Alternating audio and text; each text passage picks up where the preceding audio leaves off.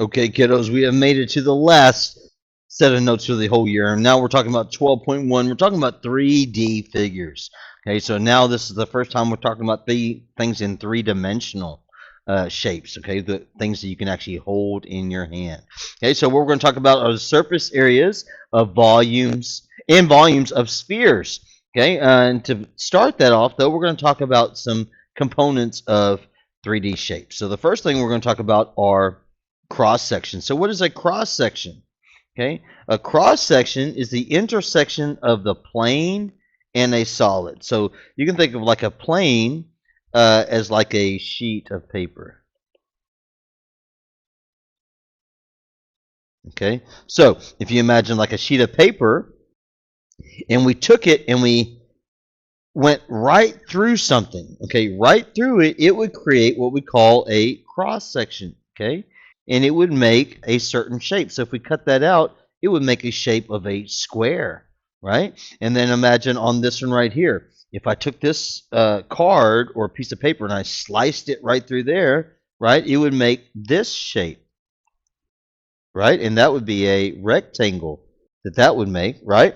And then imagine this right here. If I had this card that cut this off, it would actually cut it into one, two, three corners, right? This would actually make a triangle. Okay, so we have different cross sections that are made by cutting certain shapes in different ways. All right, so first thing we're going to talk about is this shape. Okay, so this is a right pentagonal prism. All right, so pentagonal, right? What does that pentagon mean? That means 5 sides, right? So we can see over here it's 1, 2, 3, 4, 5 sides. Okay, so that's on this prism, which is right here. Okay, so a prism has two parallel bases. Okay, so two parallel bases. So this is a base right here, and this is a base. Okay. Okay, so that's what we call it. Is by the name of its base. So that prism is right there. Okay, the right part right here that tells us that this is making a 90-degree angle right over here. Okay, with the ground. Okay, so that's what that right pentagonal prism is. Okay, so select the type of cross section formed when the figure is cut perpendicular to its base. Okay, so here's the key word that we need to know. Perpendicular means at a right angle. Okay, so if it's at a right angle, that means it's like that. Okay, so if they're saying if this is cut perpendicular, one way we could cut it would be like that. That would be parallel with the base if we cut it like that. So perpendicular to the base would mean like this, where it makes a right angle. So we can imagine that if we took something, right, and I cut it like maybe I made a card that went right through here, right through there. Okay, well, where's it going to touch? It's going to touch right here, right here, right here, and right here, right? It's going to, and then let's connect those four together. Okay, so if I cut it like that, it's going to make a rectangle. Okay, so that's why our answer is that. Okay, so imagine if I cut it like this way, right? Then it would make a pentagon. Okay, so that one is if we do it parallel. Okay, so if we go perpendicular, it's going to make a rectangle. Okay, so I know that can be a little tricky, so let's take a look at another example. Okay, so it says this one, a rectangular pyramid. Remember, so we said the way we call it is from the base. Okay, so the base on this one is a rectangle. Okay, and we can kind of see that right here, right? That's a rectangle right over here. So select the type of cross section formed when it's cut parallel to its base. Okay, so parallel to the base, okay, if that's our base, that means same direction as the base, right? Let me clean that up. That's gross. So same. Okay, same direction as the base, right? So if the base is like this, that means I'm going to have a card that cuts through just like right over there, right? Okay, so if it's going to cut right through over there, then we can imagine that it's going to cut right through all four of those corners, right? So that's what we have to think about, is it has to go through all of the corners. So now that we do that, we see that it is making a rectangle. It's making something just like that. So that's a rectangle that it's going to make. All right, so that is our answer on this one. Okay, so that's what we need to think about is, are we going perpendicular to the base, where it means it's makes a 90-degree angle, or parallel to the base, which means it goes the same direction. Okay, so make sure you do those practices in Delta Math before we move on. All right, next we're going to talk about what's called a solid of revolution. Solid of revolution. So a solid, okay, is just a 3D shape. Okay, so it's something that you can hold in your hand. That's what a solid is. Okay, so imagine that we have this line right here. Okay, and we're going to call that the axis of revolution. Okay, so this, like the Earth globe, is where it spins. So imagine I have this like piece of paper right over here, and this is a square, rectangle, right? If I spin it around, what it travels through, right, what it cuts through, it's going to make a cylinder. Okay, so a solid of revolution, is a three-dimensional figure that is formed by rotating a two-dimensional shape around an axis. So if I have this two-dimensional shape, which is this rectangle, and I rotate it around, it's going to make this cylinder. Okay, so the axis of revolution is the line around which that shape is rotated. So this is right over here is our axis of revolution. Okay, so keeping that in mind, let's look at this example right over here. Okay, so it says match the two-dimensional figure. Let me get rid of that. Okay, so it says match the two-dimensional figure below to the solid formed by rotating the region around the bold axis. So this is our axis of revolution. Okay, and so we're talking about, what if we rotated it around here, right? Which one of these shapes right over here is it going to make? Okay, this, A, B, C, or D. Okay, so pause the video first, see if you can get this before I explain. All right, well, first off, if it's going around here, right, that means it's going this way. That means it has to go this direction, right? So I know this one that's straight up and down, that one has to be the wrong answer, right? That one can't be correct. All right, so then let's go and take a look at these three. Okay, this one, if we notice where this point is, it's right on the axis, right? This point is not on the axis, so we know that one can't be correct. All right, so now it's between B and D. All right, what do we see? This one has a small part right here. This one has a bigger part, right? This says this much is 3. This says this much is 4. Okay, so on this one, let's count. This is 1, 2, 3, 4, right? And this is 1, 2, 3, 4, 5. So we know that's 5. And then this 1, 2, 3, right? So the amount of space over for this little flag, right, has to be 4. This one is 3, right? This one is 4, so that's why that one is the correct answer. Okay, so that's what we're thinking about. This, if I spun it around, it would make this shape right here, and it would be hollow right over here. It would make this hollow core.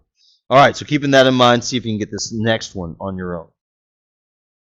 Okay, so it says match this two-dimensional shape that's when we rotate it around here. So if this is our axis right over here, now we're going the other way, right? Which one is the correct axis? Well, we see that it's up and down, right? So the axis has to be one of these, right? Those two are wrong, right? We can't do it like that. We know those two are wrong. So which one is correct, A or B? Well, we see this has to be 2 right over here. This one is, if we look at it, this is 4 right over here, right? That one's 2. And so that's why B has to make the most sense. All right, so those are the practice on those. Make sure you get that before we move on to the next page. Okay, so now we're going on to our last part. Now we're talking about surface area and volume, specifically in spheres. So what's the difference between surface area and volume?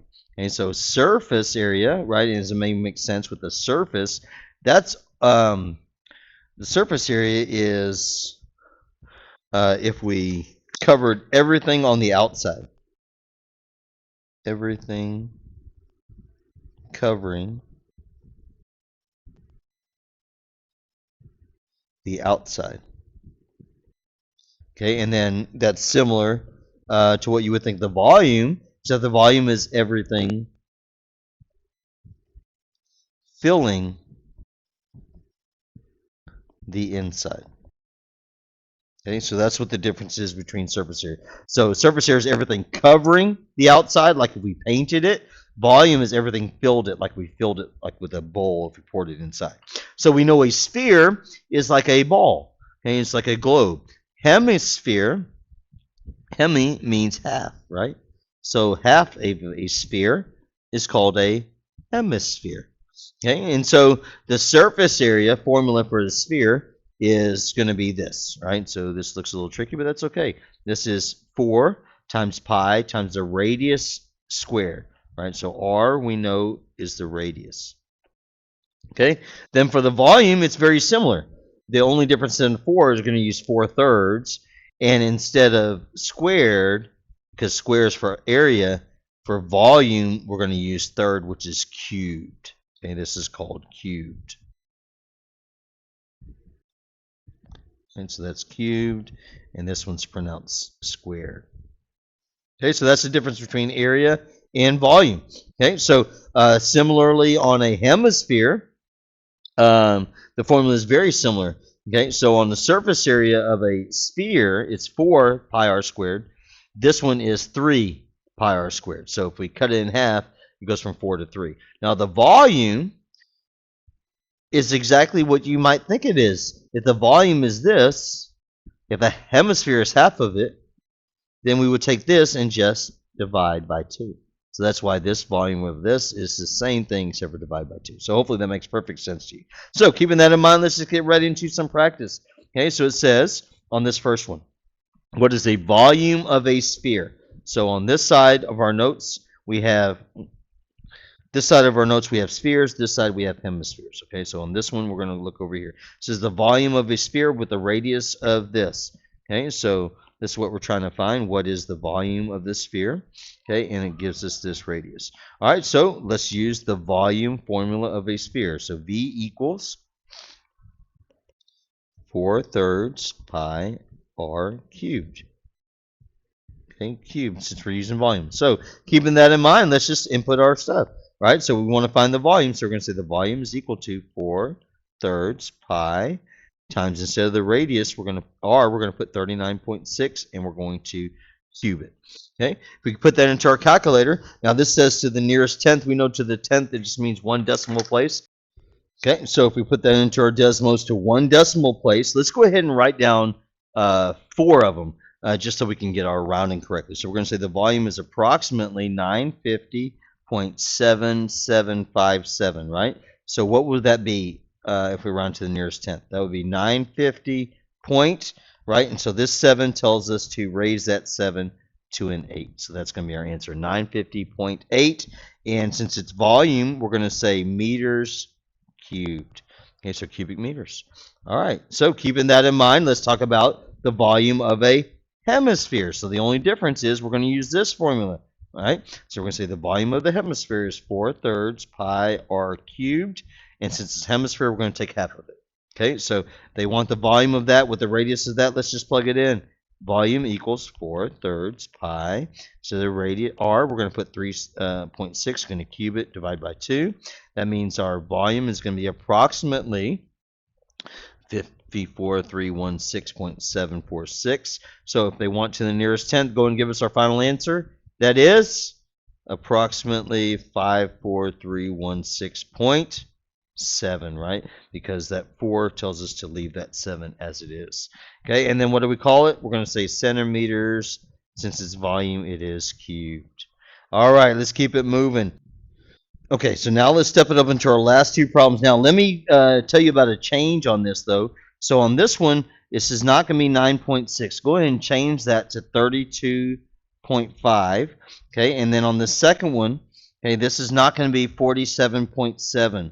Okay, let's go ahead and change that one to 7.1. Okay, so now keeping those in mind, these are stepped up just a little bit. So I want you to, let's go ahead and read through this one and see if you can get this one first on your own. What is the volume of a sphere with a diameter of 32.5 meters, rounded to the nearest tenth? All right, so pause, see if you can get this one.